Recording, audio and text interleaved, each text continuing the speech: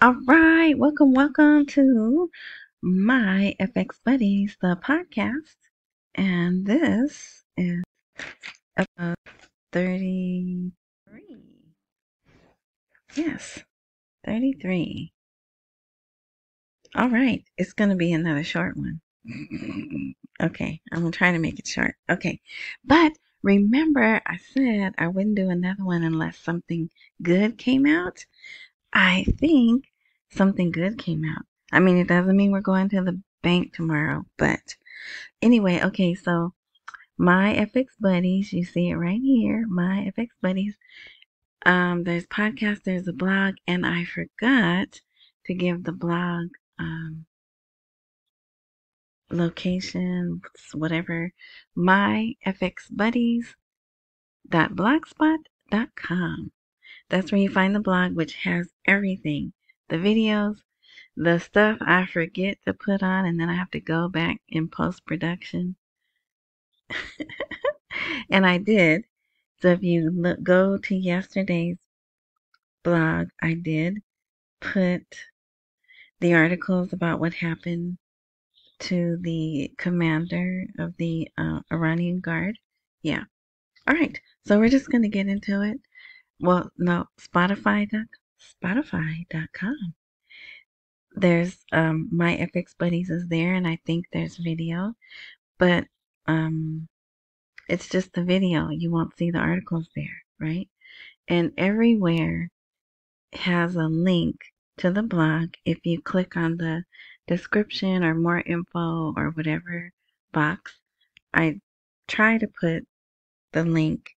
And if you're watching/listening to this on YouTube, you are hearing the podcast. You're not seeing the video, really. You're hearing the podcast.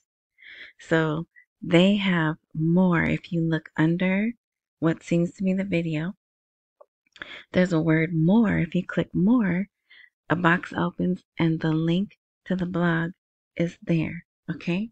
All right. So now we'll get into it. So there was a time, remember when we used to hear things like this and we used to get so excited? Oh, today's April 2nd.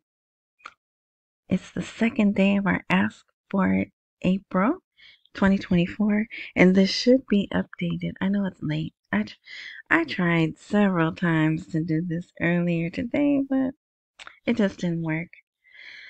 So, you go with the flow, right? Okay, anyway, so Minister of Finance of the World Bank.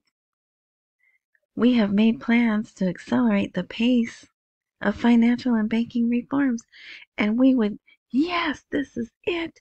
The World Bank is telling them to accelerate the reforms. And here we are years later, still reading the same the same headlines, but I do recognize things are really different. Look, I'm moving. I'm supposed to try to sit still. Okay. But yeah, so this happened yesterday, but after I did the blog, right? So this meeting took place yesterday. I don't know who these people are. Well, I know this is the finance minister, Miss Sami, and I'm guessing those are the World Bank people, right? And it does say his position. Look at that name. That's French. I'm not going to try to say that. And he is the regional director for the Middle East at the World Bank. So they had a meeting, and who knows what they really talked about, but at least they're putting in the article that they did discuss the World Bank support for the government program for economic reform in Iraq and accelerating those things, developing a priority for projects, right? And we know they're going to have tons and tons and tons of projects. They're already doing some now, especially China. China's there building schools and hospitals, I believe. So yeah, so then this is a basically the same article, same picture, but this is a different title. The Minister of Finance and the World Bank are discussing support for the economic and financial reform program. So that's good, right? It could be nothing but good. All right. here. Okay, so I want to talk about in yesterday's blog, I think, I just kind of touched on this. I was like, oh, there's this document and there's talking about the oil accounts and why their money's here in America. And I think this is more serious. So the Kurd News put out a summary. So I'm going to read this. Prepare to be bored. Okay? But I think this is very serious. Okay? All right. Iraq economy faces threat as U.S. closes oil revenue account. I didn't know they were closing the account. I was thinking this was past history that they put out for education for the citizens, right? No, no, no. This is happening now. And then also, the central bank warns against closing Iraq's account with the U.S. Federal Reserve. It will put our money at risk. So see, does that sound familiar? Because I went over that yesterday. But remember I said I was going to put the smaller, shorter letter? I don't think I put this there because I knew I would put it here. So that's like the cover letter. And then here's the bulk letter, right? Okay, so we're going to go back up here. All right. According to the letter, Iraq maintained this account with the U.S. Federal Reserve Bank, allowing it to receive oil revenues in dollars and utilize them to cover essential expenses in accordance with agreements with the U.S. In a recent development that has raised concerns over the stability of the Iraqi economy, the United States has closed the account through which Iraq collects revenue from its oil sales. So you say, well, what was it protected from? Apparently there was some debt or something. I don't know. And this goes way back before my time of being involved in this. But debt and debtors would rush to get money from them. But I don't understand because if you've been here long enough, you know about the Paris Club agreement, not the weather one, another one that they basically waived half of Iraq's debts and gave them time. I bet you they didn't think they were going to need this much time. But so there's so much involved in this, right? Okay, anyway, so this revelation came to light through a letter addressed to the Finance Committee of the Iraqi Parliament dated March 18th, 2024. The letter signed by whoever from the CBI outlines the closure of the account known as the DFI, Development Fund for Iraq, which has been operational since 2003. So it's 21 years later, right? Okay. The DFI, under the supervision and protection of the United Nations and the United States, served as a crucial mechanism for Iraq to collect and manage its oil revenues.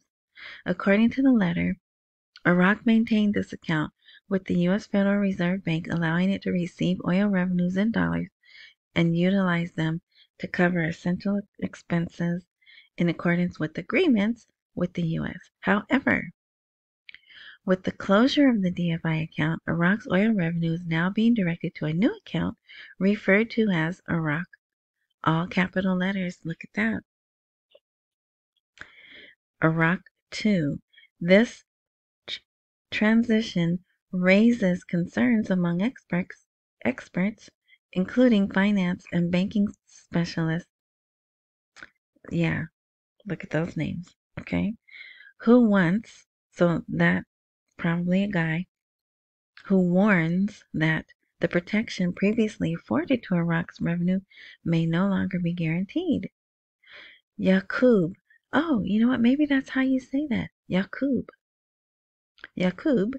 Emphasizes the risk that Iraq too could be vulnerable to potential interference or manipulation by the United States, posing a significant threat to Iraq's financial stability. Okay, I'm going to pause here now.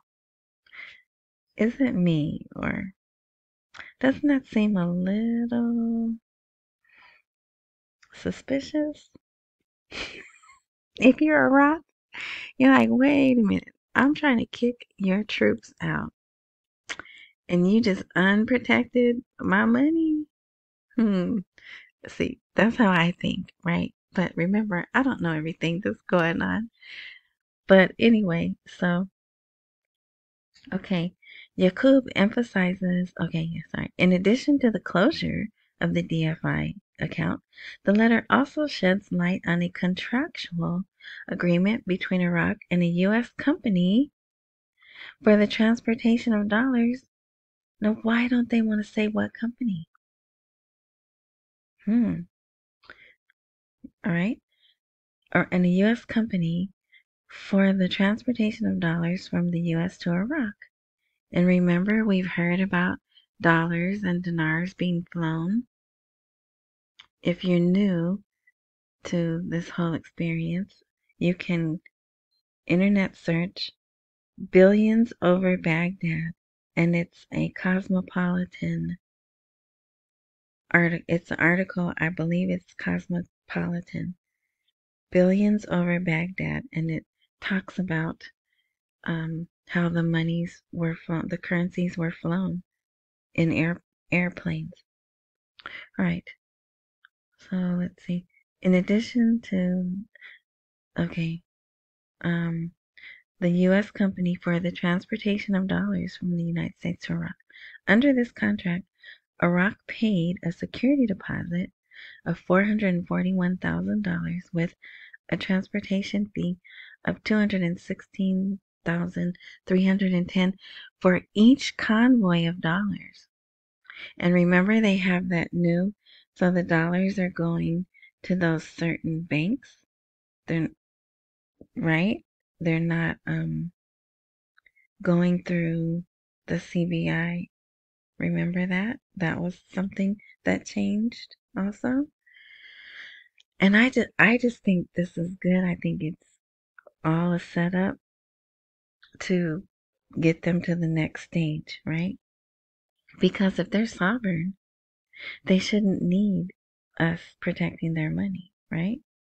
So the closure of the DFI account and the implications for Iraq's financial security highlight the complex dynamics of international financial relations and the vulnerability of countries reliant on oil revenue.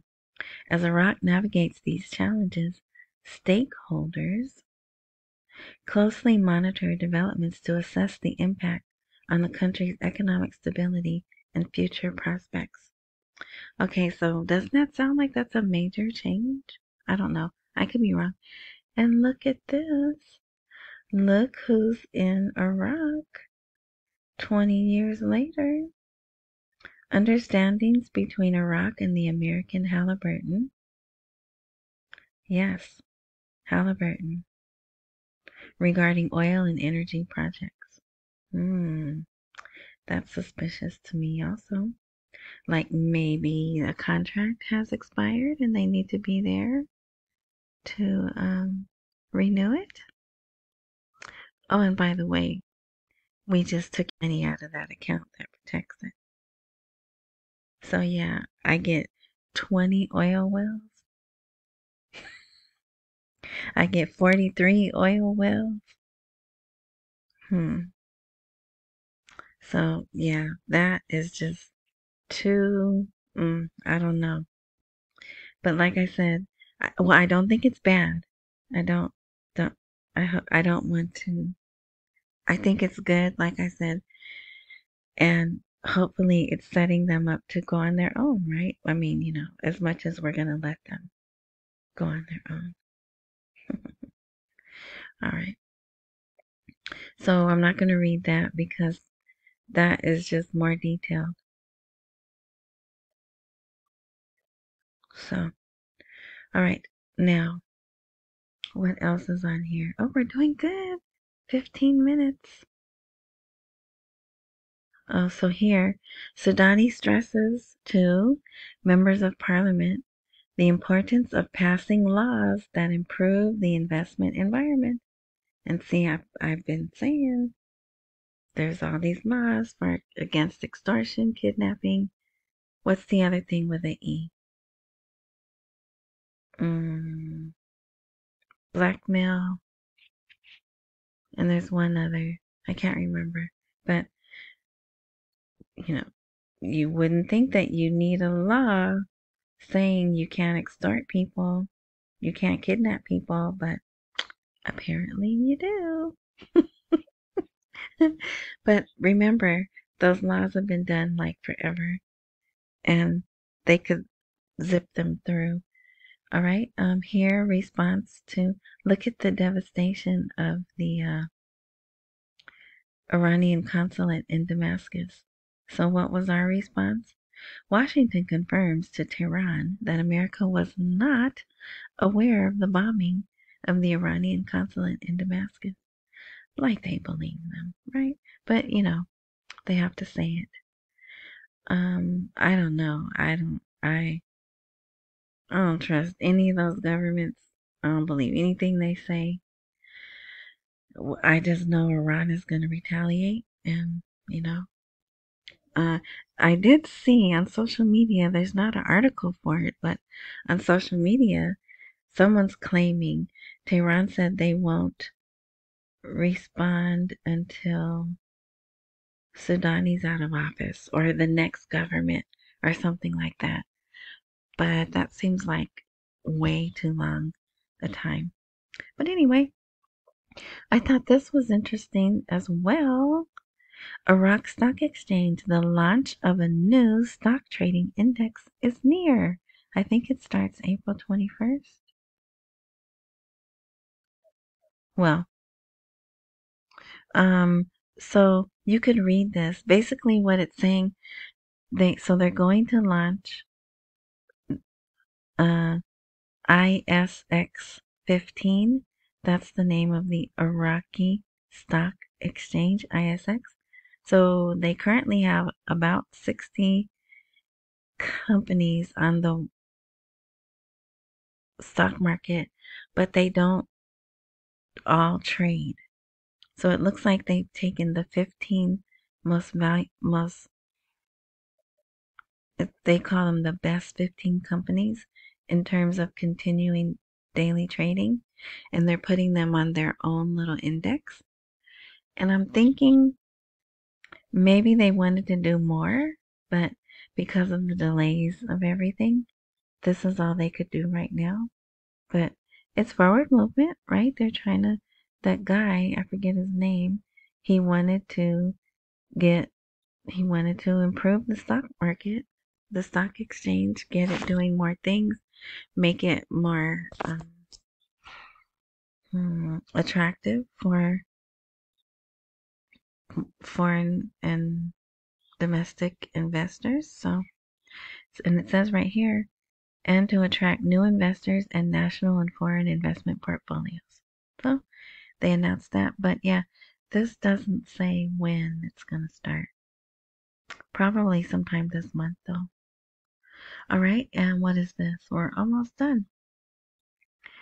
2024. Oh yeah. They're still talking about the budget, so you can read that if you want. This is interesting also. The central bank releases completion bonds in implementation of the budget. So here they're called achievement bonds. The CBI of Iraq launched achievement bonds categories in implementation of the financial budget law. So did they implement the budget law? I think parts of it, right? So I can't, this is blurry. I was hoping to get another, uh, another,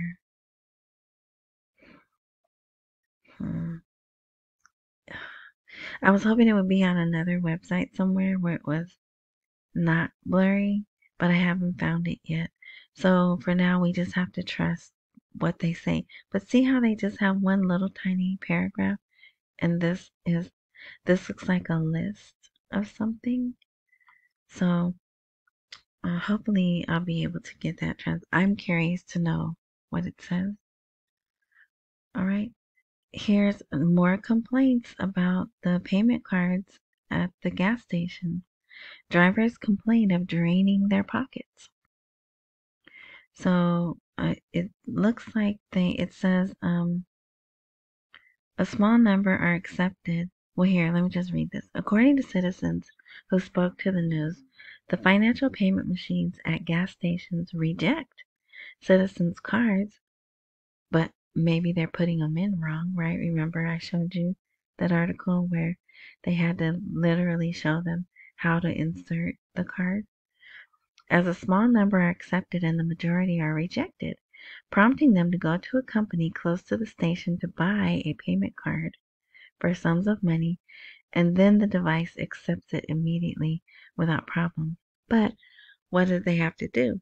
They have to pay a fee to load that. They have to pay for that card, pay a fee to load the card, and then possibly a fee when they spend the money at the gas station, right? So they got to fix that. That's not good, right? For them, it has nothing to do with the RV. I'm just showing you the hurdles of moving from cash to electronic payment, right? Oh, we can skip that. I think that's it. Oh, here. Parliamentary Finance determines the reason behind the delay in sending the 2024 budget schedules. And what was the delay? Lack of solutions to the high financial deficit. But I call a Bavarian sweet cream on that. If you wonder what that means, B for Bavarian and S for sweet cream. BS. I try not to cuss, right? Because my favorite book tells me we'll be accountable for every idle word. So, and if I'm really, what's the other one? I heard so. Oh, it was excrement. I can't remember the other phrase, but Bavarian sweet cream and I can't remember the other one. But either I was listening to someone or I read something, and it was a word that was like smelly, right? That meant stink, odorous. Maybe it was odorous excrement, but that's really hard for me to say, right? But if I'm really angry, that's what's gonna come out. Instead of, because I'm trying not to cuss. And then let me just tell you, here's another phrase, cinnamon beaches. What is that a substitute for? Also, I got that from someone too. I heard her say that and I was like, that's good. That is good. So instead of saying SOB, cinnamon beaches. All right. Okay, see the things you learn. You're not going to learn that anywhere else. All right. Let's see. So, they know good and well that if they're able to change the rate, it's going to change everything. And oil hit $89 again. Let me see where it's at right now. Yes, I have oil up right now. Now it's at 88.97. Oh, $89.01. So they have their price of oil that they need, right? Because the budget was done at $70. So 89 minus 70 is what? 19? Is that 19? So there's no reason they should have a deficit. Plus, they still have money left over from 2023, I bet. All right, this is the last. Nope, second to the last. Okay, look at this. Here is a deputy from the House of Representatives. Iraq is financially poor. and some of its ministries do not have cash for tea. And I put here, so they are holding on to every dinar until the rate changes. But remember last week, maybe a week and a half ago, there were all these articles where they were denying, no, there's no cash liquidity problem. Not according to this guy, Habib al-Halawi. He's saying some of the ministries don't have funds to meet the needs of refugees. They can't even buy tea. So I thought that was interesting. He pointed out that Iraq currently has very little money, money, right? Liquidity, right? And the evidence is that there are ministries that do not have petty cash. All right. This is a weird spelling for Sidani, but maybe this is a AI robot translation issue. I don't know. But his visit, oh, this isn't even the one. There's another one well, that'll be for tomorrow. Maybe maybe tomorrow's Wednesday. Maybe I'll post again tomorrow. But there's another article with an even more intriguing title. So Sudani's visit to Washington exposes the separatists. The corridors of the region are failing, and America closes the door in Barzani's face. So, more about the Kurds and what they're trying to do, which who knows? I mean, it seems they're just trying to get what's rightfully theirs per their constitution, but who knows, right? Everybody's sneaky. All governments are sneaky, so who knows? So, this is very long, and it's just another perspective of, if you read this, you'll see how governments work. Yeah, so it's there if you want to read it, and we can skip that also. All right, so we'll be out of here in under 30 minutes. All right, so I hope this was helpful. I know, actually, I did forget to say, a couple of people asked me about the oil articles, and really, when I read, like I said, I had one understanding which was incorrect. Thank goodness for the Kurds putting out this short article that helped me understand it, and I'm actually what it makes me wonder. Fawad Hussein, the Minister of Finance, Foreign Minister, I believe he's still here in America. They haven't shown him back in Baghdad. So I wonder if that was part of,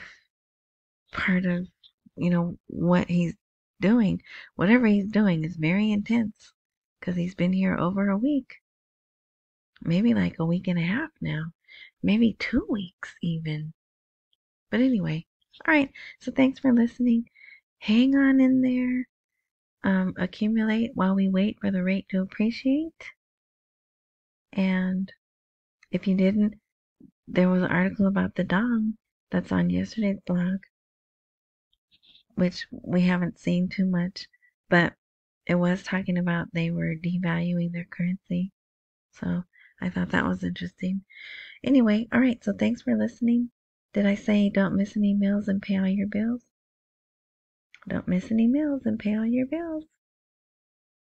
And thank you for listening. Your time is important, and I appreciate you giving me the time to listen or watch, right? Watch the video.